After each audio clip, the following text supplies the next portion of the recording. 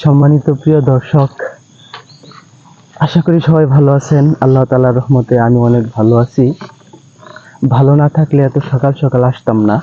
আসলে ব্যাপার হইলো কৃষিটা একটা ভালোবাসার বিষয়, মহব্বতের বিষয়। তো দেখতে পাচ্ছেন এইখানে আমি এই তিতাকলা লাগাইছি। এটা কি করলা, আমরা তিতাকলা বলি। তো তিতাকলা গাছটা মোটামুটি আলহামদুলিল্লাহ ভালোই আছে। তো এখানে কিন্তু চারাটা গজায় নাই, যে কারণে আমি বীজ আনছি এনে এরা দেখাই কোন জায়গায়। ওই যে দেখাও তো, এই জায়গায় আমি বীজটা রোপণ করছি। এখান থেকে চারা উঠলে তারপরে সেই চারা আমি ইনশাল্লাহ ওইখানে ওই দিকটা লাগাই দিব ইনশাল্লাহ। যাই হোক, বলতেছিলাম যে কৃষি কাজটা হলো ভালোবাসার বিষয়, এটা মহব্বতের বিষয়। এই ভালোবাসা যদি না থাকতো তাহলে এত সকাল সকাল আইসা পড়তাম না। দেখছেন, এটা তো আমি ইচ্ছা করলে যখন ফজরের নামাজটা পড়ছি, ফজর নামাজ পড়ার পরে তখন একটা ক্লান্তি লাগতেছে, যে নিদ্রা এসে পড়তেছে আবার, যে একটু ঘুমাইলে মনে হয় ভালো লাগবে। পরে আবার চিন্তা করলাম যে না, আমার তো ওষুধ দিতে হবে গাছের মাঝে। এটা কিন্তু আসলে মূলত যে আমার গাছ নষ্ট হয়ে যাবে, আমার ব্যবসা হবে না, এমন কিছু না। এটা যদি হইতো তাহলে তো আমি একটু পরে দিতে পারতাম, কিন্তু না, আমি সাথে সাথে এসে বসি, কারণ এটা আমার কাছে একটা মহব্বত, ভালোবাসা যদি না হইতো তাহলে আমি সাথে সাথে আসতে পারতাম না এত সকাল সকালই। এখানে আমি যে ওষুধটা দিতেছি সেটা হলো ইমিটাফ। এটা হলো পোকার লাইগা। আর তার সাথে দিতেছি আরেকটা কি ওষুধ জানি, এটা মনে নাই, যে আমি আপনার স্ক্রিনের মাঝে দেখাইয়া দেম। তার সাথে দিতেছি ওটোস্টিন হইলো পচার লাইগা। তো যে পরিমাণ বৃষ্টি পড়ছে, বৃষ্টিতে কিন্তু গাছের এই পচনের একটা ভাব আইসা পড়তে পারে, যে কারণে আমি অগ্রিম দিয়া দিতেছি। এরপরে আমি গোড়াতে দিব। ওই যে গোড়াতে আমি এইভাবে ধরবো, এইভাবে গোড়াতে আমি দিয়া দিব। আচ্ছা, এইভাবে আমি গোড়াতে দেয়া দেব। এবার প্রত্যেকটা গাছের গোড়াতে এইভাবে আমি দিয়া দেব। তো আমরা এখন লাউয়ের চ্যাপ্টারটা শেষ করতেছি। লাউ গাছও দিয়ে হেরা, তারপরে আমরা কিন্তু এখনই দেখাইম শশা গাছের মাঝে এই ওষুধটা সেম টু সেম শশা গাছের মাঝে দেম, তারপরে আমরা উড়ি গাছের মাঝে দেম, এই ওষুধটা দিয়া দেম। ও যেটা বলতেছিলাম, যে ফজর নামাজটা পুইরা হেরা আর বসে থাকতে পারছি না, এই আইসা বললাম ওষুধ দেওয়ার লেগে। তো আমার এই দিক দিয়ে আবার গাছ আলহামদুলিল্লাহ খারাপ না, ভালোই আছে। হ্যাঁ, যে পোকা যাতে আক্রমণ না করতে পারে এই কারণে পোকার ওষুধও দিয়া দিতেছি। আপনারা কিন্তু কৃষি কাজটাকে এইভাবেই ভালোবাসবেন। এভাবে যদি ভালোবাসেন তাহলে দেখবেন যে কৃষিকাজ খুব সুন্দর হবে, আল্লাহ তাআলা দিবে।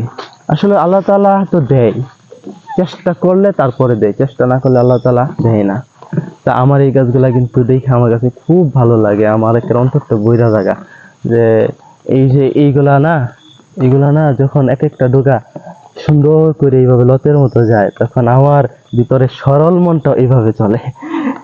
যাই হোক, এইভাবে আমি সবগুলা গাছের মাঝে এখন দিয়া দেম একে একে করে। আচ্ছা, এখানে কিন্তু আমি ওষুধগুলা দেওয়া শেষই করছি। সবগুলা গাছের মাঝে এইভাবে দিয়া এরা তারপরে গোড়াতে এখন দিতেছি না, পরে দেম ইনশাল্লাহ। আসেন আমরা এখন চলে যাই আমাদের সিম গাছের মাঝে ওষুধগুলা দিয়া দিই। আপনারা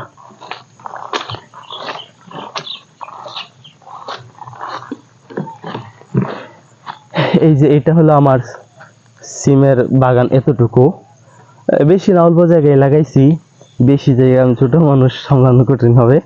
এছাড়া আপনারা জানেন আমার 6টা পেঁপের বাগান আছে। সেই বাগান সামলাতে আমার মনে করেন যে একেবারে সময় শেষ হয়ে যা, একেবারে হাই হতাশা লেগে যায়। কারণ আরো এখন তো বৃষ্টির সময়, তো অনেক কাজ বাগানের মাঝে। তো এত কাজ বাদ দিয়ে হেরা এইগুলা তো বেশি একটা করা যায় না, একটা মানুষ কাজের লোকও বেশি একটা পাওয়া যায় না। আমাদের এদিকে সবচেয়ে বেদাল হইলো কাজের লোক পাওয়া। কাজের লোক যদি পাইতাম তাইলে এই কৃষি কাজটা আরো সহজ হয়ে যেত আমার জন্য।